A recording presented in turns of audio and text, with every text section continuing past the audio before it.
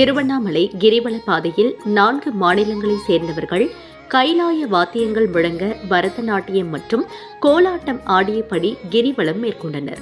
பஞ்சபூத ஸ்தலங்களில் அக்னி ஸ்தலமாக விளங்கக்கூடிய திருவண்ணாமலை அண்ணாமலையார் திருக்கோவிலில் தினந்தோறும் ஆயிரக்கணக்கான பக்தர்களும் தீப திருவிழா உள்ளிட்ட பல்வேறு விசேஷ நாட்களில் பல லட்சக்கணக்கான பக்தர்களும் மனமுருக அண்ணாமலையாரை வேண்டி கிரிவலம் வருவது வழக்கம்.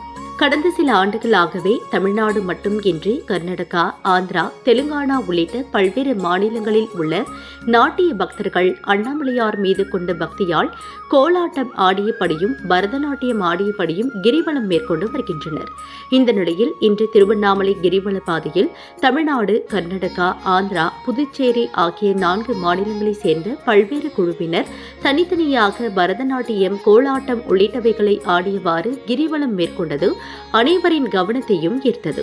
உதயம் நாட்டியாஞ்சலியை சேர்ந்த மாணவ மாணவிகள் இன்று திருவண்ணாமலை கிரிவல பாதையில் நடராஜர் திருமேனியை சுமந்தவாறும் கைலாய வாத்தியங்கள் இசைத்தவாறும் 14 கிலோமீட்டர் தொலைவு கொண்ட கிரிவல பாதையில் அஷ்டலிங்கங்களையும் வழிபட்டு பல்வேறு பரதநாட்டிய முத்திரைகளை பயன்படுத்தி பரதநாட்டியம் ஆடிபடி கிரிவலம் மேற்கொண்டனர். குறிப்பாக இந்த குழுவில் ஸ்பெயின் நாட்டை சேர்ந்த சிறுமி அண்ணாமலையார் மீது கொண்ட பக்தியாலும் தமிழ் மீது கொண்ட ஆசையாலும் பிறந்த 2 மாதத்திலேயே திருவண்ணாமலைக்கு வந்து தற்பொழுது வரை விநாயகர் பாடல்களையும் முருகர் பாடல்களையும் மட்டும் இன்றி 12 திருமுறைகளையும் பயின்று பரதநாட்டியம் மேற்கொண்டு வருவதும் குறிப்பிடத்தக்கது.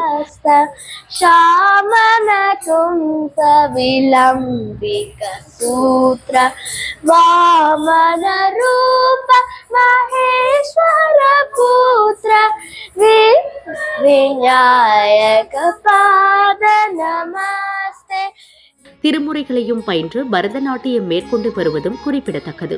கிரிவல பாதையில் இன்று இவர் தனது தோழி ஸ்வீடன் நாட்டை சேர்ந்த எலி என்பவர் உடன் இணைந்து தமிழில் விநாயகர் மற்றும் முருகர் பாடல்களை பாடி பரதநாட்டிய முத்திரைகளை பயன்படுத்தி பாடல்களை பாடி அசத்தியது அனைவரின் கவனத்தையும் ஈர்த்தது. இதேபோன்று கர்நாடக மாநிலத்தை சேர்ந்த ஹரி சீனிவாசா பரதநாட்டிய குழுவினர் ராஜகோபுரம் அருகே இருந்து தொடங்கி கிரிவல பாதையில் உள்ள அஷ்டலிங்கங்களையும் தரிசித்து கோலாட்டம் ஆடியபடி சென்றனர்.